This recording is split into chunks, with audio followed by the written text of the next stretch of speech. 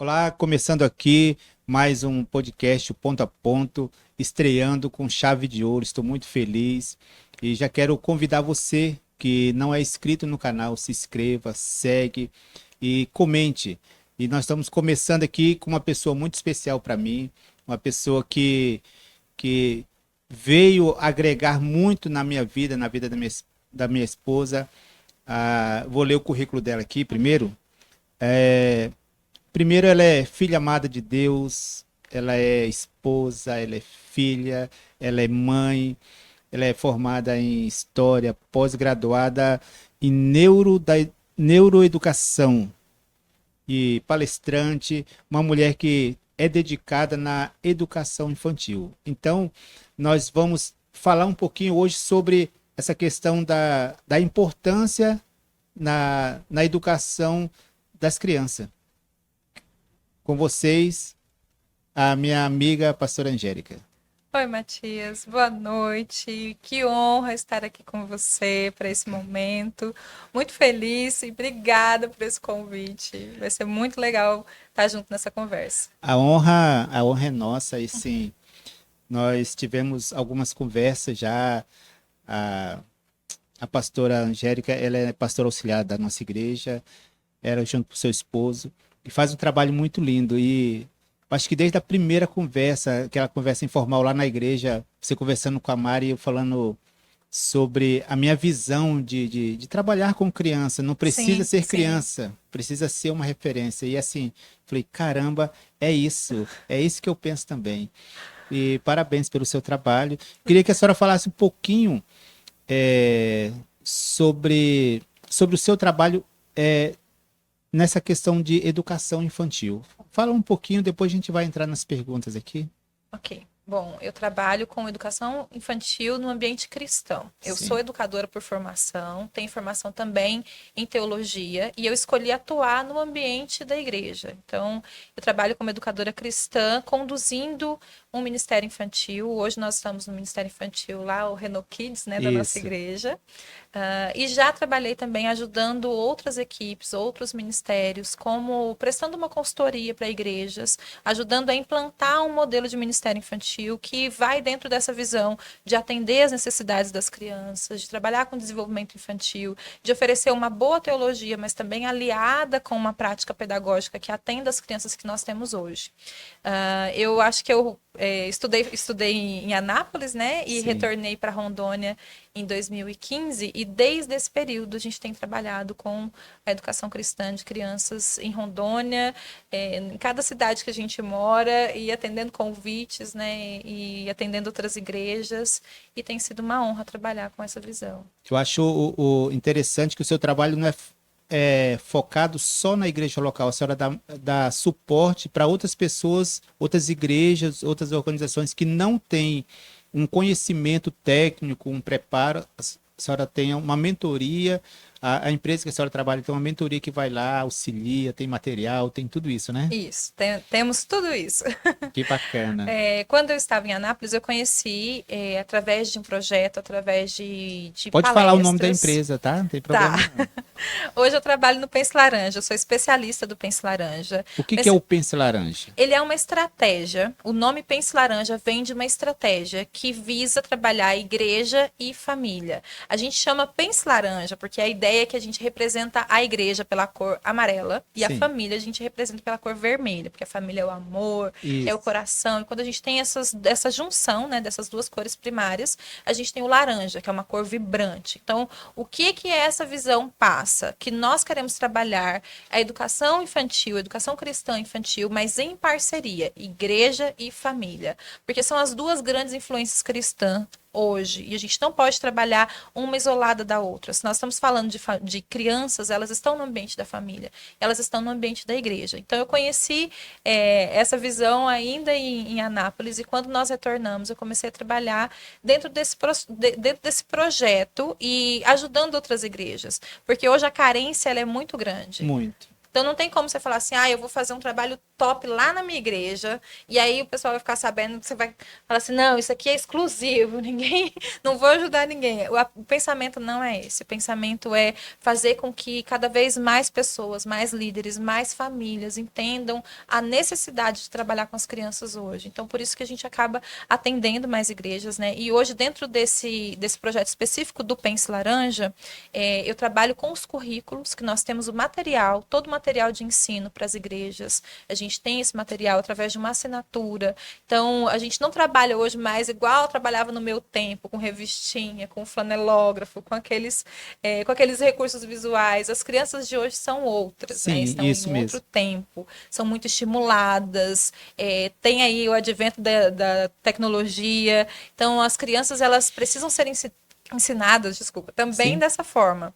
E a gente oferece, né, esse material que é atrativo, que também é bíblico, isso. 100% digital, que as igrejas podem aplicar dentro da realidade delas. Não é só ir lá e implantar e deixar eles isolados. Tem todo um Não, tem um acompanhamento, uma mentoria, acompanhamento, né? exatamente. Por isso que a gente, os especialistas, eles acompanham. A gente tem essa visão relacional. Muito Então, bom. não é vender um material, é uma rede de líderes que vão se apoiando, que vão se ajudando, que um compartilha com o outro o que está sendo feito.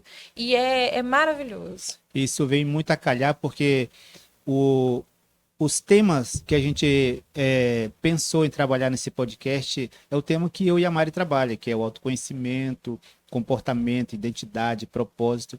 E isso vem tudo a, a somar com as crianças, porque tem tudo a ver com o comportamento que essa criança vai ter na vida de adolescente, na vida de adulto.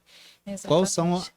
o futuro, nós temos que construir ele nas nossas crianças, o futuro que nós queremos, né? Uhum. E na sua visão, qual que é a importância de ter um material que vai levar inteligência emocional na educação infantil, não só para as crianças, mas para os instrutores, para os pais, que filho não vem com manual. E todo mundo, toda criança, ela é indivíduo, né? Ela é individual. E qual que é essa importância de ter um material específico, pensado, estudado para essas crianças? Um material para inteligência emocional, desenvolver a inteligência emocional delas. Sim. Nós entendemos a criança como um ser humano íntegro, como um ser humano que tem os seus aspectos de desenvolvimento. Então, quando a gente pensa em desenvolvimento, a gente pensa em aspectos físico, cognitivo, psicossocial e também espiritual. O ser humano é um ser integral, a Isso. espiritualidade faz parte. Então, quando a gente pensa em inteligência emocional, vamos definir, né? Inteligência Aham. emocional é a capacidade da gente compreender e lidar com as nossas emoções e também de lidar com as emoções das outras pessoas, de ter também essa inteligência nos relacionamentos, né? E isso faz parte do processo de desenvolvimento. Hoje, se nós pararmos para pensar, por exemplo, nos problemas que nós temos na vida adulta, grande parte deles, a sementinha Sim. nasceu lá na infância. Então, se a gente está falando de ensino, de valores, construir esses valores de uma forma, com uma base sólida, é muito melhor. Então, a importância da inteligência emocional é exatamente proporcionar para as crianças uma capacidade de autoconhecimento, de autorregulação. E isso é um processo de aprendizagem. A gente não nasce sabendo se autorregular. E as crianças, até uma determinada fase, elas não têm essa capacidade. Elas precisam sempre de uma ajuda. Então, eu penso que o material ele vai viabilizar isso. Ele vai facilitar para que o adulto consiga entender o que está acontecendo. O material ele é todo baseado nas fases de desenvolvimento. Então, a gente vai conseguir compreender aquela fase e oferecer aquilo que a criança precisa. E às vezes, muitos adultos, eles entendem que criança é criança, criança é rebelde, e só que criança tem o seu comportamento, seu comportamento particular. E nossos estudos, do nosso trabalho, a gente entende que cada ser humano e cada criança, ela tem o seu processo de aprendizado, a sua maneira cognitiva, e, e esse trabalho que você faz é voltado para cada faixa etária, Isso. porque uma criança de 5 anos, ela vai ter um processo de aprendizado e a criança de 7 anos, um outro processo de aprendizado. Isso. E os desafios para cada etapa são completamente diferentes. Pensando, por exemplo, no autoconhecimento, né? Uma criança muito pequena, ela tá saindo daquela vinculação da mãe, Sim. por exemplo, de entender que ela e a mãe não é um ser só, que ela é uma pessoa diferente. Então, ela está em processo. Ela não tem esse autoconhecimento tão formado. Já um pré-adolescente, por exemplo, ele está com foco nesse autoconhecimento, porque ele está em desenvolvimento da identidade. E muitas vezes, nesse processo de desenvolver a identidade, ele acaba se apegando com coisas, com valores, com princípios, com amizades. São muitas informações, né? Muitas informações. E se a gente não direcionar isso, a gente corre o risco de acabar perdendo nesse processo, né? Um pré-adolescente, por exemplo, ele precisa ser direcionado, ele precisa ser conduzido. Quando a gente está falando de valores cristãos, né? Esses valores precisam ser reafirmados constantemente, porque é muito fácil ir pelo que a mídia está dizendo, ir pelo que os amigos estão falando, né? É mais cômodo. E eu vejo também como a dificuldade dos pais, porque também os pais não tiveram educação. A maioria dos pais não tiveram uma educação, um lar de afeto, um lar de amor, um lar de carinho, um lar de instrução. Uhum. E até pelo mercado, nós sempre fomos avaliados por nota. Qual que é a nota que vai passar você de ano ou vai te reprovar? E aí criou-se uma cultura de você pelos seus resultados, não pelo quem você é de verdade. E aí os pais acabam cobrando muito das crianças. Tem esse material que o Pense Laranja trabalha. Tem algum material que ajuda os pais a ter essa visão de como colaborar na vida da criança? Sim, o grande diferencial do nosso material é o material para os pais. A gente promove material para ser usado em sala com as crianças e também para levar para casa. Vou te dar um exemplo. A gente entende que se a criança não faltar em nenhum culto, ela tem 40 horas. A gente tem aproximadamente 40 horas por ano para ensinar essa criança. Em contrapartida, os pais têm mais de 3.000 horas por ano, porque a maior parte do tempo a criança passa em casa. Só que os pais nem sempre estão conscientes desse tempo que eles têm. Eu penso que sobre parentalidade, sobre criação de filhos, o grande diferencial dessa geração, da nossa geração, que nós temos vivido agora, é uma parentalidade intencional, porque a gente foi criado, os pais não se questionavam, na minha época, por exemplo, os pais não se questionavam, será que eu estou sendo um bom pai, será que, ou pelo menos não externalizavam isso, né? Sim. E hoje nós temos uma geração aí que está criando os filhos, buscando entendimento, buscando recurso, buscando uma autoavaliação, será que eu estou fazendo melhor, né? Buscando oferecer algo com uma intencionalidade. O material, ele vai facilitar isso, ele vai trazer essa intencionalidade, vai falar assim, olha, nesse momento você pode ensinar dessa forma, compreenda essa fase. O material para os pais de adolescentes mesmo tem um negócio que chama tempo deles, porque o adolescente não vai querer conversar em qualquer tempo. Mas respeita o tempo deles. E essa questão eu vou até sair de um roteiro aqui, que adolescente, eles são emburrados, eles são rebeldes. O que a senhora pode falar um pouquinho sobre esse tema na cabeça desses adolescentes? Porque o seu esposo, o pastor Carlos, trabalha diretamente com os adolescentes, né? Uhum.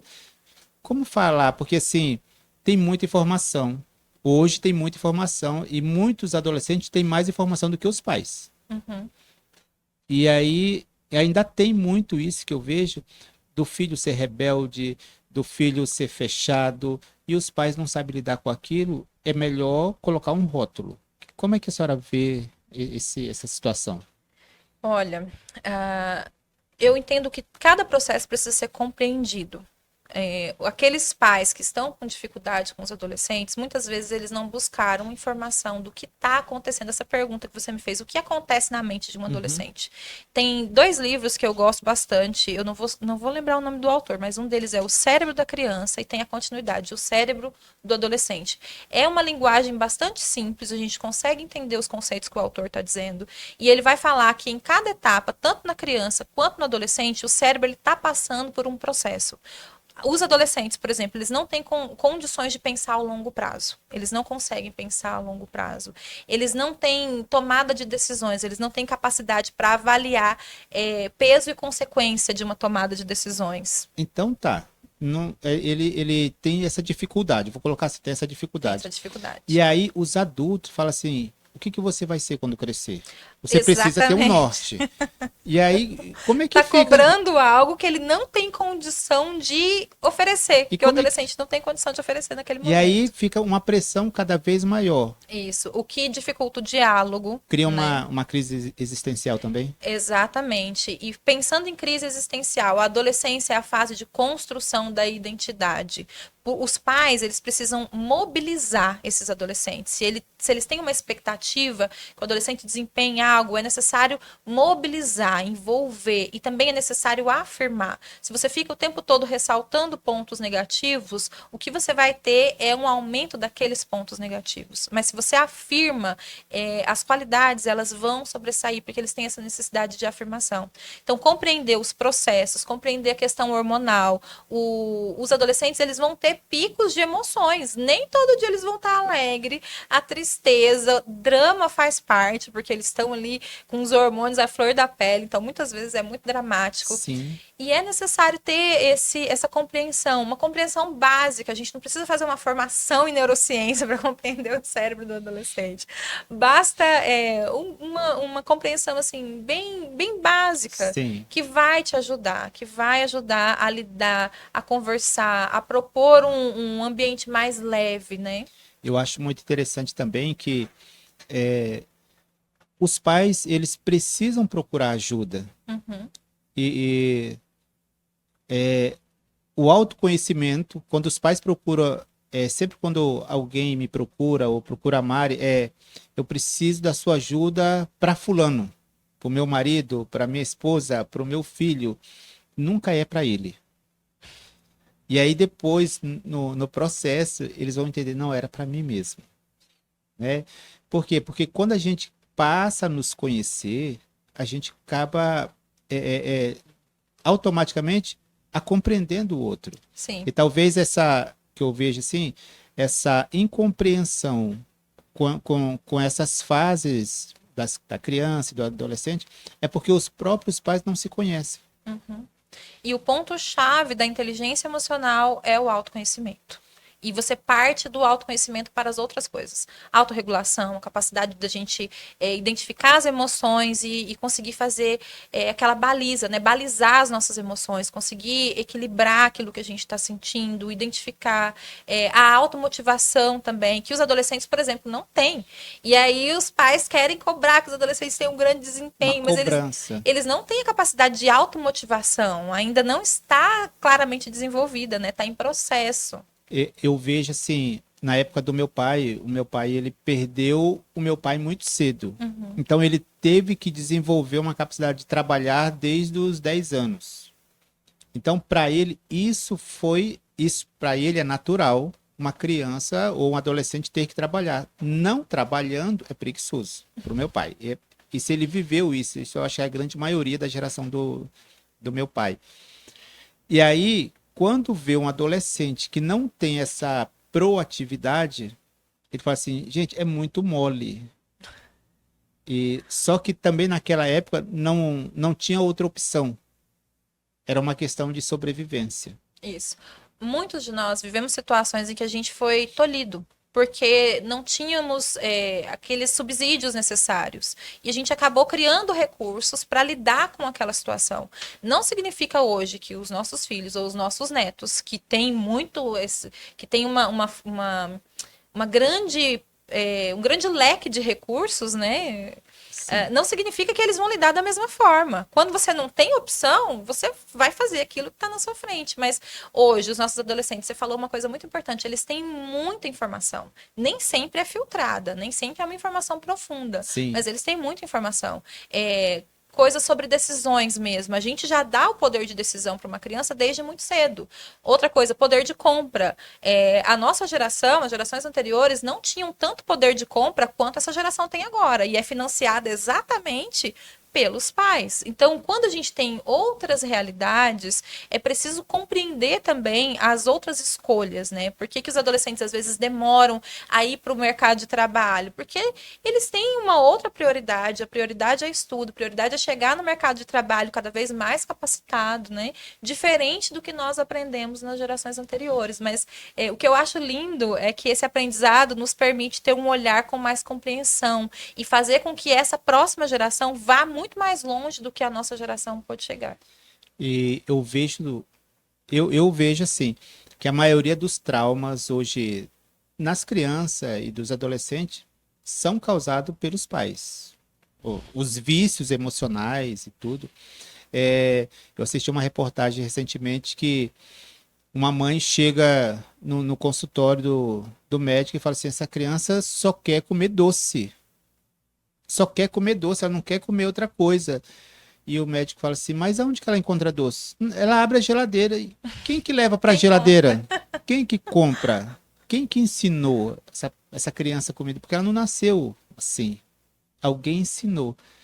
Os vícios emocionais que os adolescentes, que as crianças têm e que os pais reclamam, está diretamente relacionado ao espelho que é a família. Exatamente. Esse é um ponto, assim, que é até doloroso, né? Falando sobre os traumas, né? A gente fala muito abertamente sobre traumas hoje, sobre traumas de infância, sobre o que fizeram com a nossa infância. E pessoas têm várias vivências diferentes com relação a isso, umas muito mais dolorosas. Mas aí, quando a gente pensa em tudo isso, é importante entender também que aquilo que nós passamos nos permite ter uma compreensão melhor do que a gente vai oferecer. Só que isso não acontece naturalmente. É preciso se autoconhecer, é preciso ter intencionalidade, senão a gente reproduz exatamente o mesmo padrão. Quanto à parentalidade, à maternidade, é preciso a gente criar um padrão intencional. Isso que você falou eu acho fantástico, porque vamos pensar nesse caso aí, a criança, né, com o doce, com a alimentação. Os pais são responsáveis pela alimentação. Você pode estar intencionalmente oferecendo uma boa alimentação. Se você não fizer isso intencionalmente, você vai ter um fruto. Sim. Você planejou aquilo ou não, você vai colher os frutos. Então, hoje as pessoas falam também assim, mas tudo vai ficar traumatizado, tá cheio de mimimi, qualquer coisinha é um trauma, eu passei esses traumas e não morri. Mas, naquele momento, as pessoas não estavam pensando sobre isso. Então, se a gente tem informação, Sim. se a gente tem conhecimento, por que não agir de uma outra forma? E você falou sobre, passei por esse trauma e não morri, mas existe sequela na vida adulta. Uhum. Né? E a gente faz um trabalho, uma mentoria de consultoria de imagem, de identidade, e a gente vê, em alguns casos, alguns traumas, algumas feridas que foram afetadas lá na adolescência, na infância e na adolescência, e que na vida adulta tem uma trava, só que a pessoa também não sabe o porquê. Sim. Ela sobreviveu, verdade, isso é fato. Porém, existem algumas sequelas que impedem dela agir de forma diferente. Talvez ela fale assim, eu não queria agir dessa forma, mas continuo agindo. Uhum. É? A neuroeducação, ela trouxe para mim um conhecimento que eu achei assim fantástico a respeito disso que você falou. E sobre a aprendizagem também. A criança, para ela aprender, ela precisa ter uma sensação de felicidade. Ela precisa ter uma sensação de afeto. A recompensa. Não, a recompensa, ela é uma forma, né? Sim. Mas o aprendizado, ele vem através de uma sensação de felicidade, de se sentir feliz aprendendo aquilo, né? E a neuroeducação, ela trabalha com a neurociência, com a psicologia e com a educação. Então, é a união, né, dessas Sim. três coisas. E pensando nas crianças, se você está oferecendo aquilo de uma forma intencional, com cuidado, com amor, com afeto, aquela experiência vai marcar. Você vai oferecer experiências de ensino, experiências no ambiente do lar, experiências afetivas que vão marcar muito mais. A gente teve uma professora no seminário que dizia que quem tem pai e mãe tem trauma. Então, a gente vai, de alguma forma, causar uma lesão, claro. Mas ela não vai ser intencional. Se eu tenho essa intencionalidade, eu vou evitar o máximo de lesões possíveis. E até aquelas que foram causadas sem o meu conhecimento, eu vou conseguir olhar para elas com empatia. A empatia, eu acho que é o grande diferencial da criação que nós podemos oferecer hoje para os nossos filhos. E eu aprendi a gostar de ler. Você falou de 2 livros aí, eu aprendi a gostar de ler. Porque, para mim, leitura era castigo. Não sei se aconteceu com você, mas quando eu estava estudando, quando eu era criança, e fazia uma bagunça, ó, você vai para a biblioteca, vai ficar de castigo e vai ter que ler um livro. Então, para mim, a criança, eu quando criança, eu tive o gatilho de que leitura era um castigo. E eu não gostava de ler, e depois você tem que ler, mas eu não gosto de ler. Mas para mim, para minha profissão, para o meu trabalho, eu precisava ler, mas eu não gostava. Até eu identificar esse gatilho. O porquê. E às vezes nós falamos com as crianças de alguma forma com uma boa intenção. Como os professores da minha época queriam me punir de alguma forma, só que não era mais a época da palmatória, então tinha que ir para a biblioteca ler. E a ideia de punir para ficar quieto, né? Isso. Isso vem muito do professor, que ele não tem outro recurso, Não ele tem não outro sabe o que recurso. fazer. E aquela ideia de que a criança, para aprender, ela tem que estar paradinha, concentrada. Isso. Sendo que nem todas as crianças aprendem da mesma forma. E aí, isso que eu queria trazer para você falar, numa igreja que você pega várias crianças de vários lugares, como numa escola, né? Tem aquela criança que é mais quieta, aquela outra. E aí, os pais sentem aquele alívio porque tá lá na salinha. E aquela criança, sei lá, faz uma atividade na salinha, um desenho, aí chega toda empolgada para falar com o pai lá na hora do culto. Acabou a salinha e o pai fala assim: menino, fica quieto aí, depois você me mostra. Que reação que traz isso, que você possa falar nessa criança? Será que é importante para a salinha? Será que o pai olha? Será que o pai observa o crescimento emocional, cognitivo dessa criança? O que você pode falar para os pais? Porque assim, o nosso podcast é para adulto. O que você pode falar para os pais quando o filho consegue fazer algo, um desenho, andar de bicicleta, consegue fazer algo no celular, o adolescente, algo diferente que não sabe fazer, que não sabia fazer, e vai contar todo feliz. O que você poderia orientar os pais a como ter essa receptividade com essas informações? Uau, bom, você falando me veio algumas coisas à mente, assim. Primeiro é que todo ser humano busca uma validação, uma aceitação. Nós temos uma necessidade de nos sentir amados, e as crianças têm isso. E a forma delas se sentir amadas pelos pais, às vezes é chamando a atenção, falando, olha aqui o que eu fiz. E aí quando o pai responde, que lindo, aí ela se sente, uau, tô validada, né? Tô validada. Meu pai acha que tudo que eu faço é lindo. E se a gente não acolhe, a criança ela para de pedir a nossa atenção. Se todas as vezes que, por exemplo, um bebê, se todas as vezes que um bebê chora no berço, ele nunca for atendido, ele vai parar de chorar. Se toda vez que a criança chega com um desenho, ela nunca tiver a atenção dos pais, mesmo que seja uma atenção curta, ela vai parar de mostrar. E ela vai parar de achar que aquilo que ela faz é bom, é bem feito. A autoestima das crianças até os 5 anos é global, ou seja, é voltado para ela mesma. A minha filha, quando ela era pequenininha, e a gente falava assim, você tá linda, ela falava, eu sei. Porque a autoestima é voltada para ela. Depois, a outra fase, né, as crianças maiorzinhas, a autoestima já é voltada também para o reforço, para o que o outro fala. É muito importante a gente validar aquilo que as crianças fazem, seja um desenho, seja andar de bicicleta. Eu não estou falando de uma super validação, de falar, meu filho, uau, que maravilha. Você não precisa exagerar, porque a criança sente quando é real, Sim. quando é algo verdadeiro. Mas entender que a todo momento a criança está buscando o tempo dos pais, está buscando a validação, está buscando sentir esse afeto, está buscando sentir que os pais têm orgulho daquilo que ela está fazendo. Quando você entende isso, quando quando você pensa que a sua criança chegou ali, ela está querendo ser vista por você, ela está querendo ser apreciada, você consegue oferecer no seu mínimo de atenção. Você pode estar falando com, sei lá, o presidente. Você vai parar e olhar e falar, é a minha criança. Fala, uau, filha, que lindo. E que a criança vai sair com um sorriso no rosto e já vai te deixar aí para fazer outra coisa que interessa a ela. Nessa mesma linha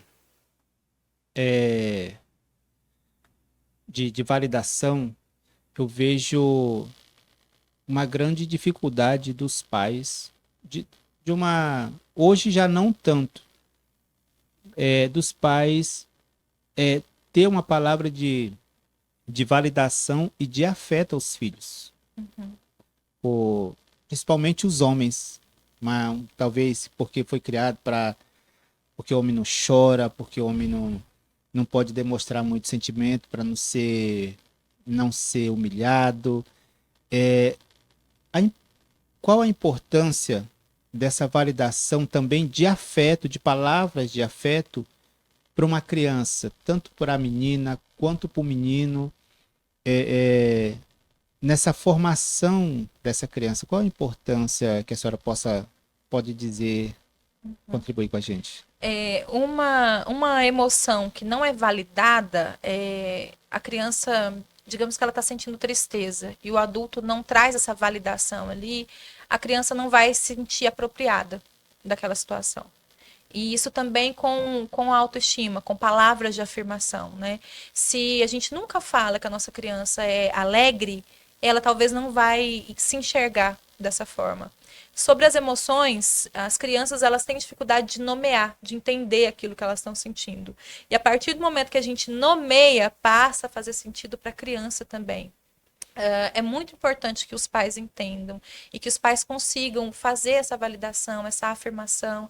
Eu me lembrei de um outro livro muito bom que chama Educando Meninas. Tem também, o autor tem o Educando Meninos, e ele fala que a autoestima das meninas ela é construída pela fala do pai. Aquilo que o pai fala da menina, que elogia o cabelo, que elogia o rosto, que elogia os traços de beleza daquela filha, constitui a autoestima, saudável ou não, de uma menina.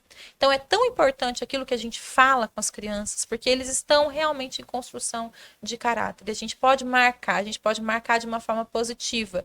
Esse mesmo livro, o autor fala que aquele pai que é muito engraçado, que fica o tempo todo tirando sarro e brincando, falando, ai, olha como você é orelhuda, olha o tamanho dessa testa da minha filha, e dando apelidinhos, ele tá matando a autoestima daquelas meninas. E muitas vezes nós convivemos com mulheres que Sim. são adultas hoje, que são mulheres lindíssimas, mas que toda vez que alguém reforça algum traço de beleza, fala, ai, mas, nossa, mas a minha orelha é tão grande, mas a minha testa, porque o meu pai falou a vida Nós vemos toda. muito isso no Aquilo nosso atendimento. marcou, sim. Sim, marca.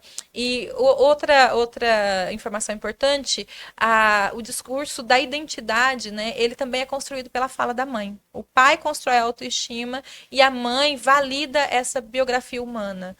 A gente não lembra de coisas da nossa infância, a gente Sim. lembra pelo que a nossa mãe conta. Isso. Então a gente tem um discurso da mãe que valida quem a gente foi, o que a gente fez. E a gente passa a se apropriar de memórias que são da mãe como se fossem memórias nossas. A gente se lembra de tanto a mãe contar e repetir. Então, gente, os pais são fundamentais nesse processo. Muito bem. Gente, tá? Eu até me perdi aqui, eu fiz uma seleção de perguntas aqui, mas eu tô querendo fazer outras. Como os pais eles podem apoiar esse desenvolvimento em casa? Porque assim, não só na escola lá na igreja, na escolinha lá na igreja, no culto na igreja, mas na escola secular. Como que os pais eles podem apoiar o desenvolvimento desse ser humano que é nossos filhos? Porque assim, eu digo porque em alguns momentos eu apoiei os meus filhos em algo que não era para apoiar e defendi eles em algo que não era para defender. E tentando talvez ser validados ou aceito por eles, querendo ser um pai muito bacana, mas como que os pais podem, de fato, mais assertivo, contribuir nesse desenvolvimento dessa criança, desse adolescente, porque eles são ser únicos também. Sim. E muitas vezes nós, pais, queremos que os nossos filhos sejam parecidos com a gente. Né? Não, meu filho parece comigo. Até tem aquela brincadeira, você parece mais com o pai ou com a mãe? E assim, talvez ele não vai parecer com nenhum, ele é único. Exatamente. Eu acho que o primeiro de tudo é ajustar a expectativa. Sobre isso que você disse, de quem vai parecer, puxou o pai, puxou a mãe, vai dar continuidade na minha história, vai seguir a carreira que eu não segui, enfim, é ajustar as expectativas. Eu vou até anotar, seguir carreira que eu não segui, isso daí tem muito, tá? Pois é.